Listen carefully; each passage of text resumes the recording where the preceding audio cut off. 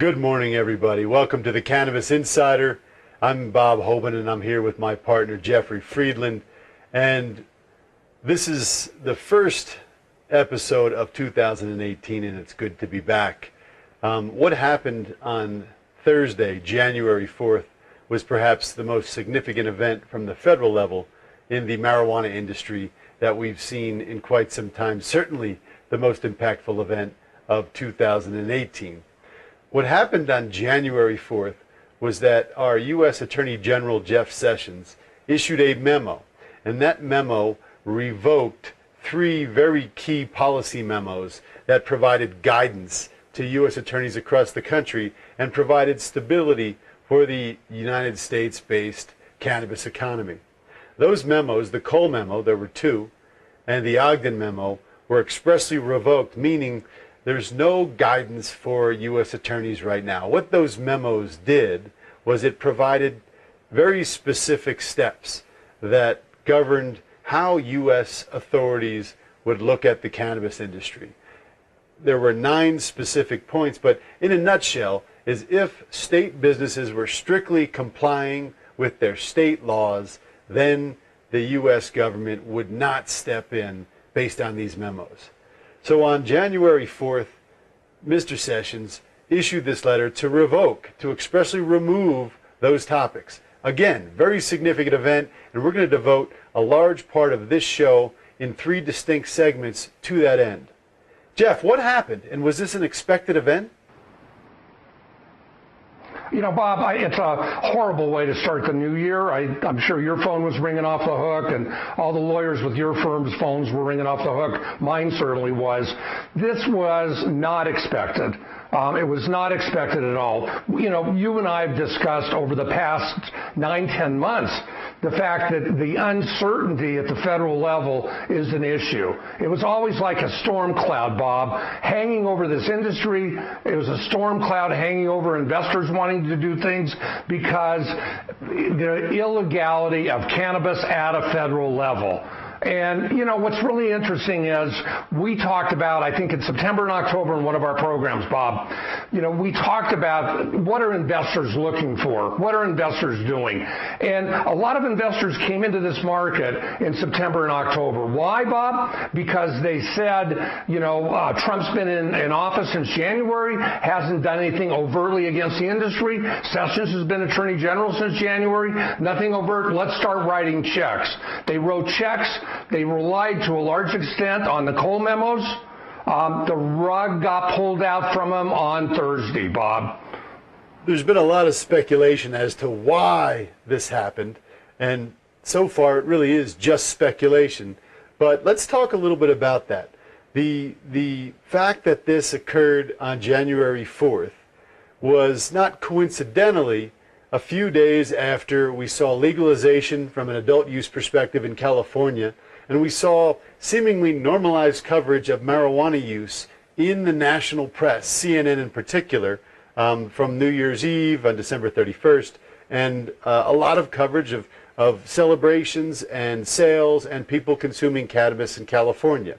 Now, it occurs to me that it's really been a pattern of Mr. Sessions that when the progress of the cannabis industry gets covered by mainstream media in a light that somehow normalizes this industry, that the U.S. Attorney General himself is quick to come out and make some sort of statement. I mean, when you see, you know, for example, a discussion about the Constellation Brands acquisition in Canada and how that furthered the cannabis industry, you saw Mr. Sessions come out a few days later in a public speaking event and say something negative about cannabis. So there seemed to be a pattern here with him. And I wonder if seeing all of that normalized on television either got under his craw so much that it required this bold action, or if he felt compelled to take action because as the U.S. Attorney, particularly in this law and order administration, or at least the purported law and order administration, that he was compelled to act. What's your take on that, Jeff? Well, the timing is curious. Why the timing on January 4th when California opened for business on January 1? Sometimes I've been accused about being a conspiracy person, especially when you're dealing with the federal government, not necessarily just on cannabis issues, Bob, but, the timing is curious. If he was going to come out against the industry, why not September, October, November, December? Why after California opens for business? And I think part of it is, Bob, he said, stick it to California. They didn't vote for the Trump administration.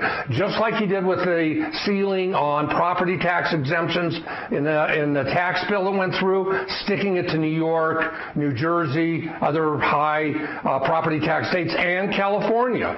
So the timing was very, very curious. The timing is very curious, but there's another thing that's going on in the background, and that is Mr. Sessions has been pushing for the revocation of another key governing principle that surrounds the cannabis industry, and that is something known as the Rohrabacher-Farr, or currently the Rohrabacher-Blumenauer Amendment. And with that amendment, it basically prohibits the Department of Justice from spending dollars to enforce against state legal medical marijuana operations. And we've talked at length in prior episodes about that. That is something that's only been extended through the middle of January by resolution, and Congress presumably has to discuss enacting a formal budget for this fiscal year moving forward. Sessions has made no bones about it that he wants that provision removed, and he wants more freedom and flexibility for the Department of Justice to go after medical marijuana or adult use marijuana businesses.